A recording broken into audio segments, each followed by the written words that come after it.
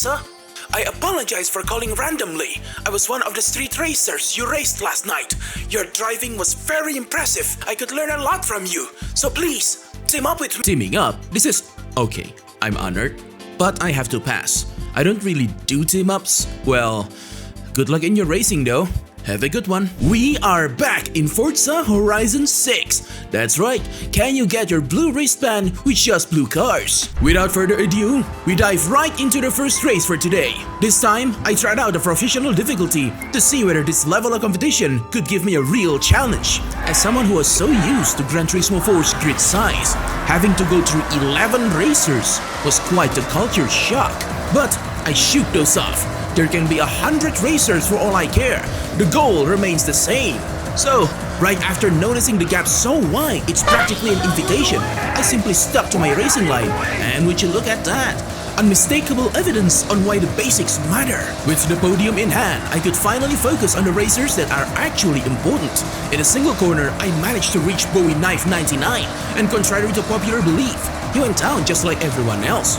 No double crashes, no murder attempts, nothing. I wonder if something else was occupying his mind.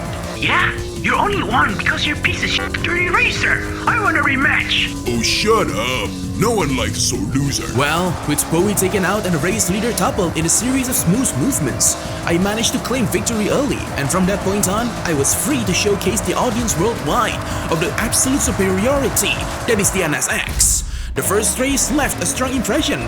Even on Forza Horizon, the NSX remains strong.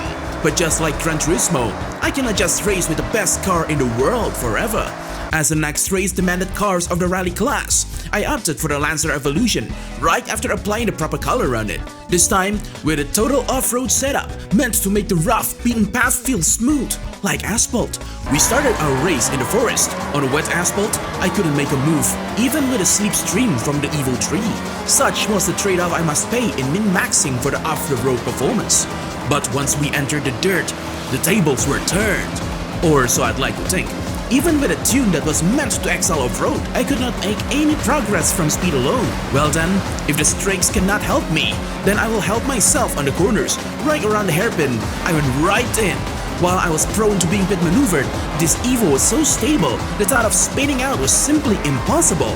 And it turned a reckless gamble into a spectacle. But that alone was still not enough to win.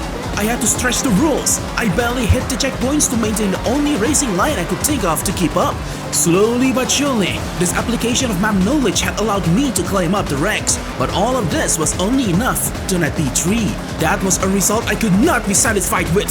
So, on this sharp hairpin, I went in fast, but as a consequence, I had to go out slow.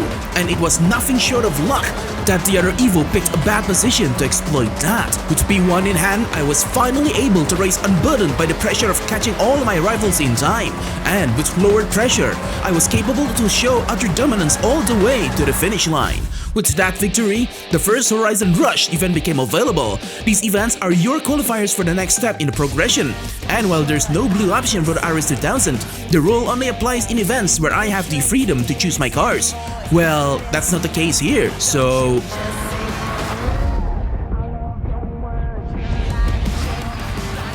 Right after that jump, my skills were tested to the absolute limit.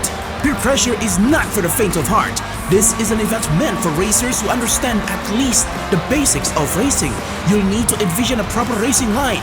You'll need to know how to execute those lines. And you'll absolutely need to know your car. Starting off in the yard, these constant 90-degree corners were meant to test my ability in making and following racing lines. I always believed that the straighter you go, the faster you become, which became my sole guidance throughout this section. The first section was true. Now, you might notice, this is not my first attempt. Well, it's because I want to show you guys my best attempt yet at this thing. As for my actual first attempt...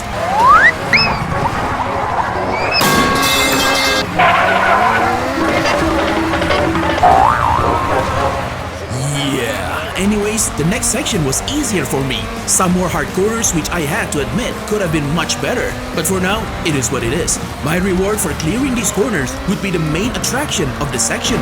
I held the hammer down while ensuring the car remained straight throughout the wild ride. The jump kept on coming, but I had to keep the throttle at maximum to remain optimal.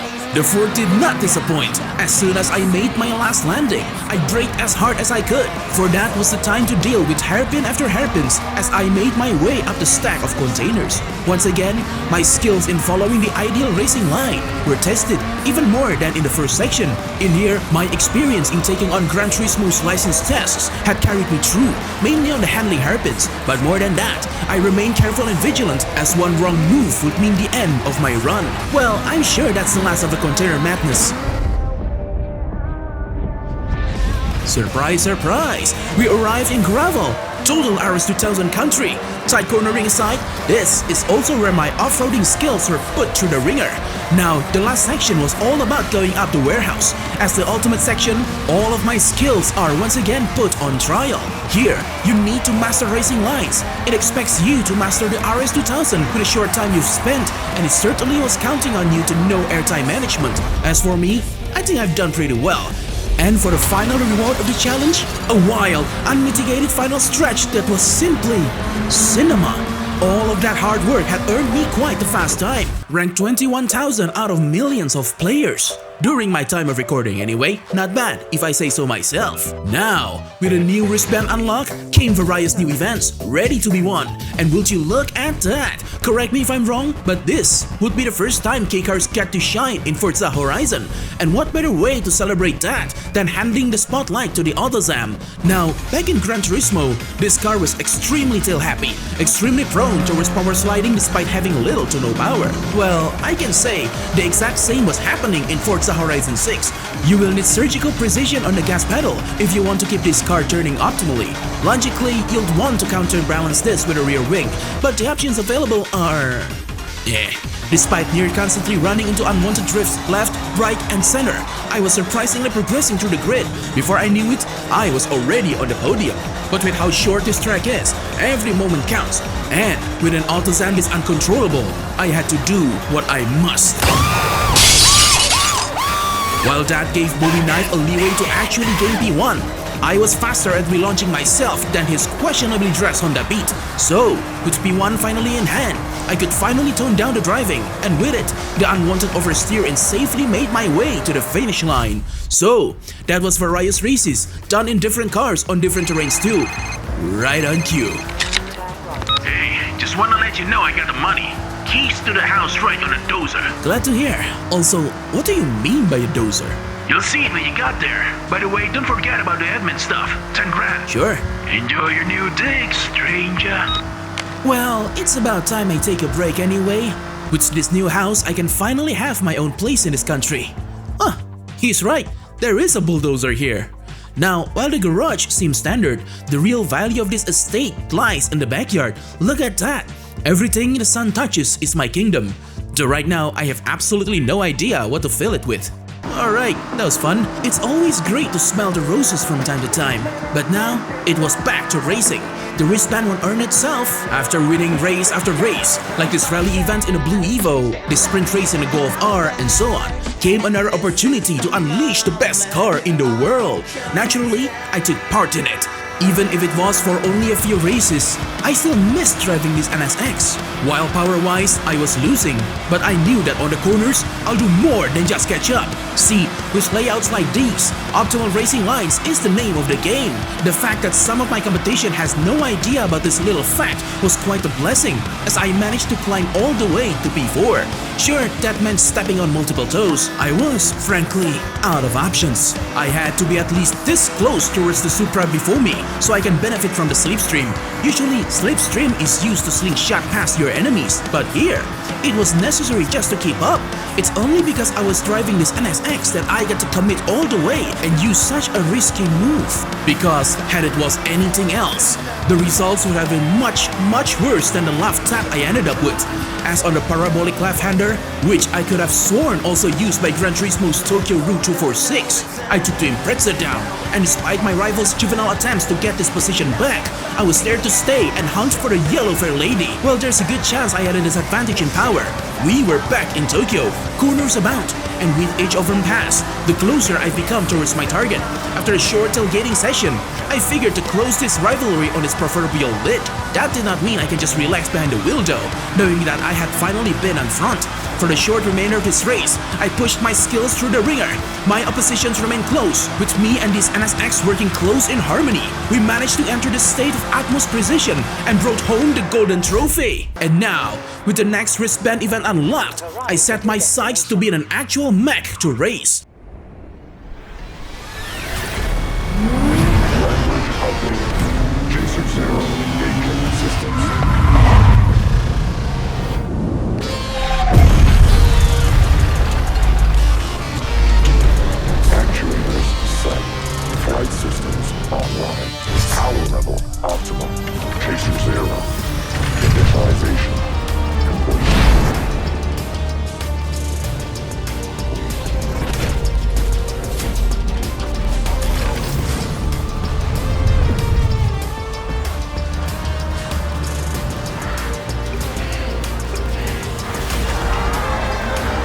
Now, racing other cars, that's my daily bread. But this is whole nother story. Not to mention this absolutely disadvantageous section for an NC1 that was clearly built for the asphalt. I have to say, usually I don't really like the NC1 for being a heavy all-wheel drive, but this time, it was exactly what saved me on this unprecedented terrain. Also, this robot can cheat all it wants, but it will take more than obstructing my line of sight to win against me. The mech was really going all in for style points this time. But as part of this show, it was my duty to bring clean, optimized driving action inside the next generation of the NSX. So, that's why I strive to do as a robot was terrorizing aquatic life. Experimental power systems activated. Operating at 150%. 150%? Guess he really wanted to beat me and put me on the ground. Fine! Bring it, you fake Gundam! I remain undeterred even after this robot just slid below the highway and hurled metal debris at its opponent. No matter how hard I pushed the NC1, there was no way a single V6 could win against a mech with at least 5 jet thrusters. Look at that! I'm surprised Tokyo Tower didn't just topple over from this massive beast's weight. Factoring in that absolute insanity, there was truly one card left for me to play, drive to the absolute best of my abilities, and pray. Well, looks like my prayers were quickly answered. Someone just flew too close to the sun, which means a new wristband for yours truly. Look, if you really want your car back, just buy a new one and race me again. You only won because you cheated. Sounds like weak shit to me. Just get better at racing, nerd. What? No. No.